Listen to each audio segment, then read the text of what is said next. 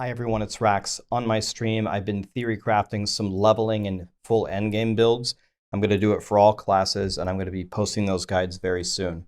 I thought before I would release all of those different build guides that I would first release a video that's talking about how exactly do I go about making a leveling and an endgame guide. What are the things that I'm thinking about, and how do I arrive at the presented build that I'm giving you? So I thought I'd just start with my trusty old Barb. The Barb is the class that I'm writing for on Maxroll. It's a class I definitely spent the most time on, but I'm going to look at every single class and have guides for you on everything. Okay, so how do we make a Diablo 4 build guide? The first thing is there's a huge difference between leveling and endgame. When you're leveling, you got no legendary powers. I'm assuming you get absolutely nothing except for the powers that you get out of the Codex of Power. If you don't know what the Codex of Power is, you go clear certain dungeons and you unlock the minimum value of certain aspects. If there's a critical power for your build that you can get for free while you're leveling, you'll go get that. Otherwise, with the drop rates that we just saw on the server slam, we're not going to consider anything. While you're leveling, there's far less synergies in your build. You don't have the glyphs, you don't have the Paragon board, you don't have most of the legendaries, and you don't even have all your skills.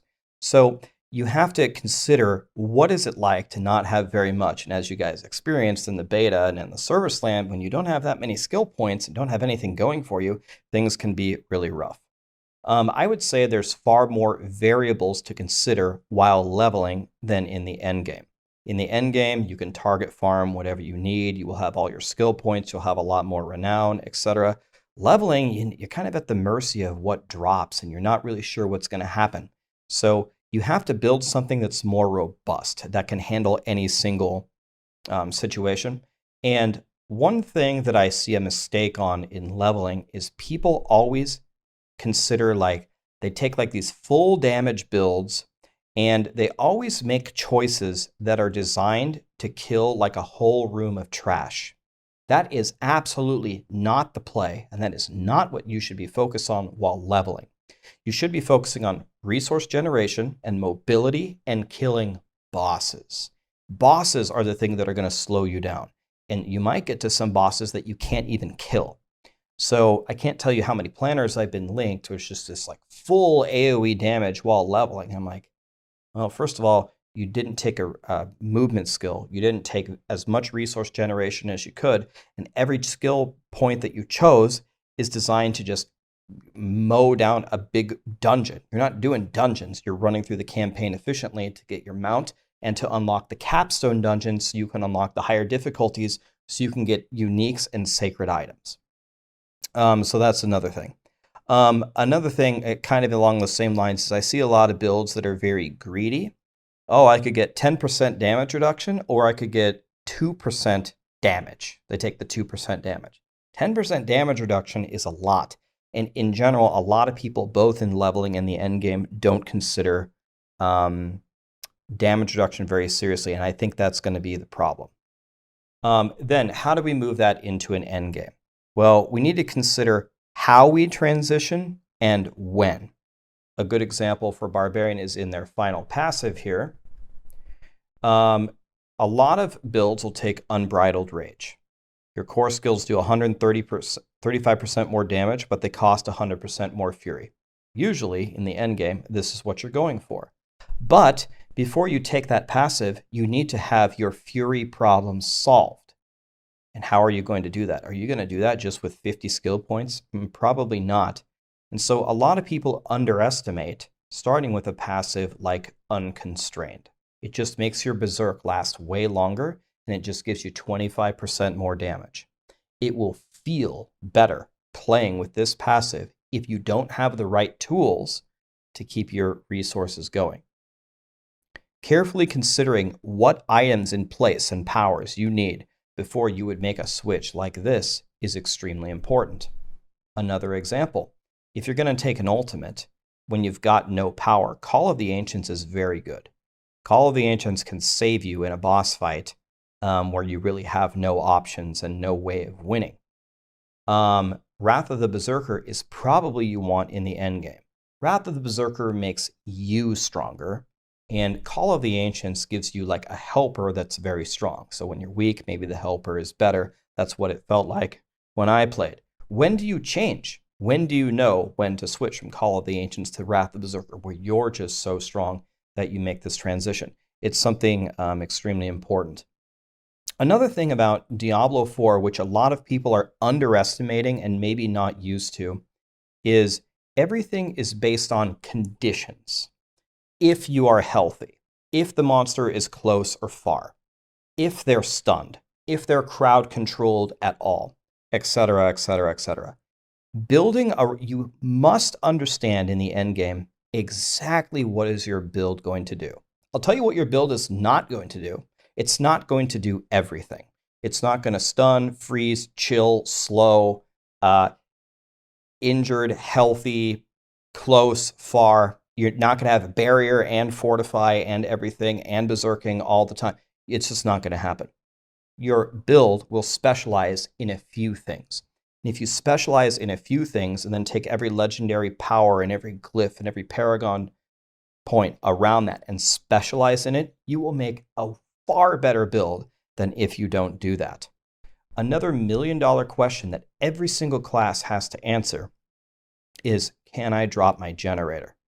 And you should try to do that. I see a lot of endgame builds that have a generator on their bars, especially when there's legendary powers that say, if you use your generator, it makes you more powerful. But in general, these generators suck. So if you can make your build powerful enough to be autonomous, and it works with the ultimates, and it works with the capstone passive, and you can drop this generator, usually that's a far better option. It's something you should try to solve for if you can. And then, of course, there's what are the critical legendary powers that you take, and how does it all fit in? That also feeds into how you transition. Then there's a very interesting thing. Now, this is going to be very, very nerdy. You guys are going to see like the extent that we'll go to try to solve something. But let's talk about the Paragon boards for a second. So how do we solve the Paragon boards? And the answer is we turn them into a math equation. I was going to build exactly this sheet, and then another good friend of mine, godly player, Maxroll member, Macro, already made it for necromancers. And I was like, hey, how about you give me that? And I'm just going to copy the format and make it for barbs. You might think this is just a bunch of nonsense, but it really isn't. We are turning the Paragon boards into a math equation.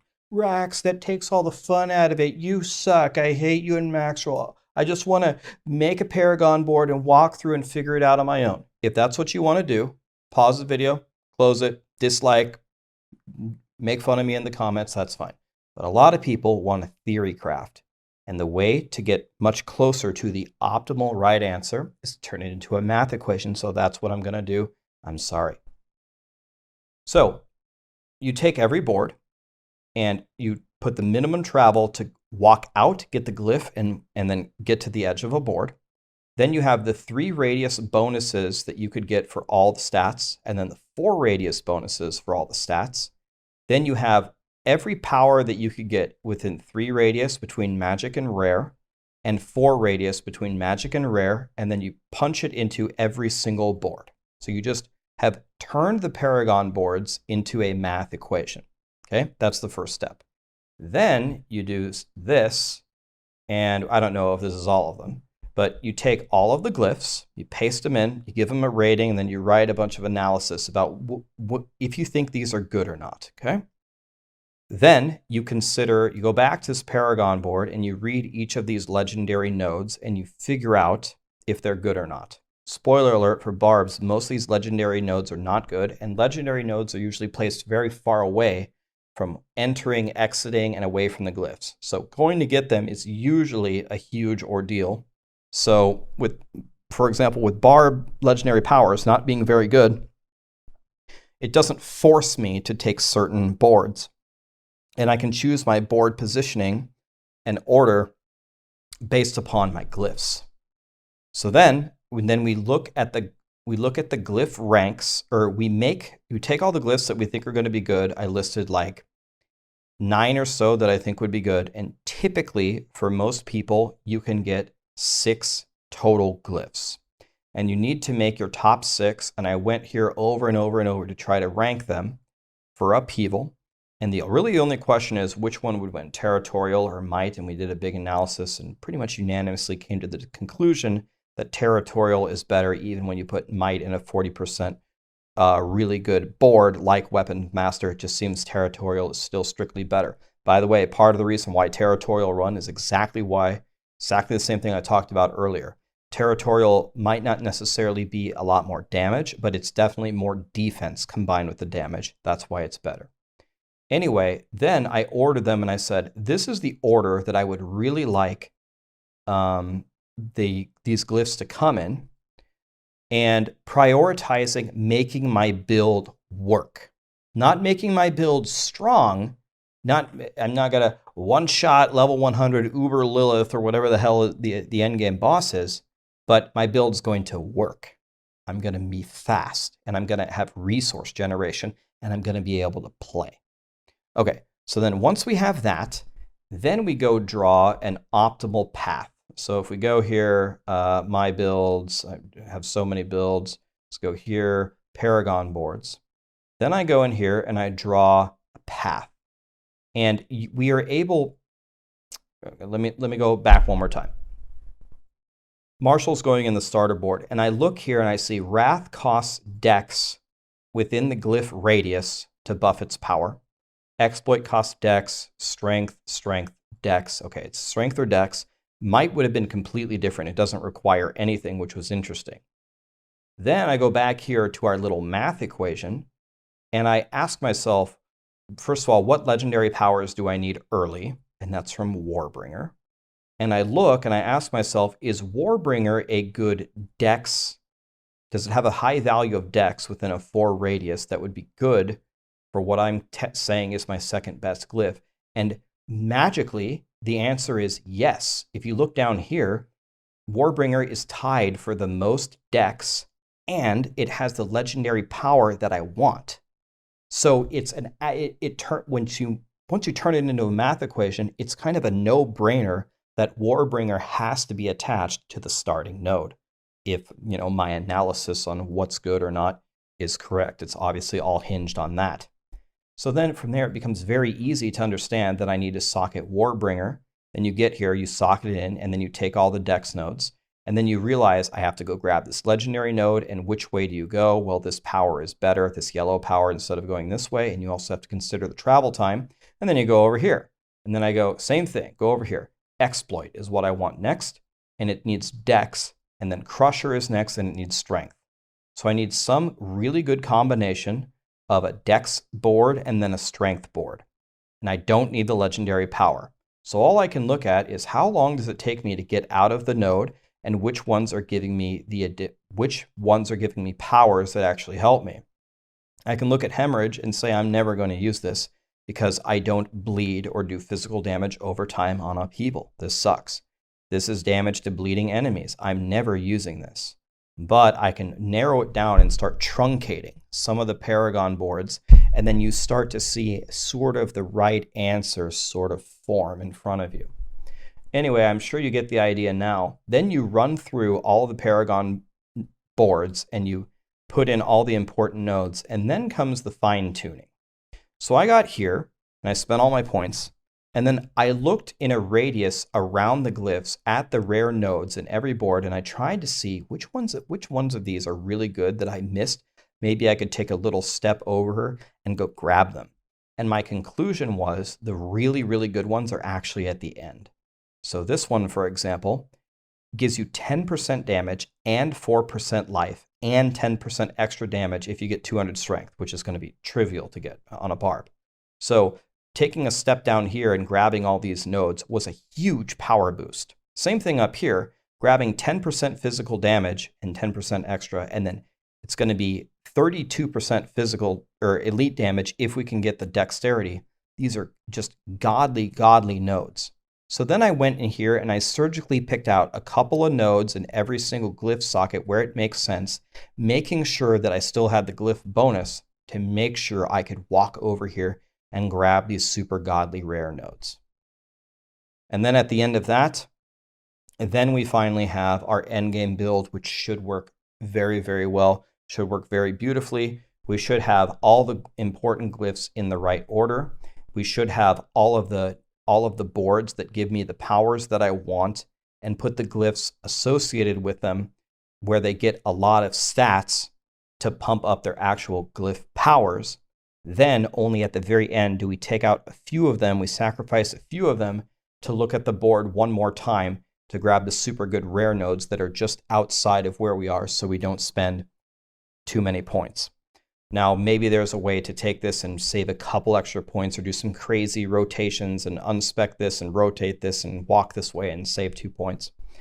There's always ways to make it better. But even if this Paragon board isn't perfect, there's a lot of thought put into it. It's kind of like solving a math equation. So anyway, I don't want to keep talking, and maybe this is really boring you, and maybe this makes you guys really mad because, oh, yeah, you're taking all the fun out of the game. I mean, you don't have to watch the build guides. Play it however you want.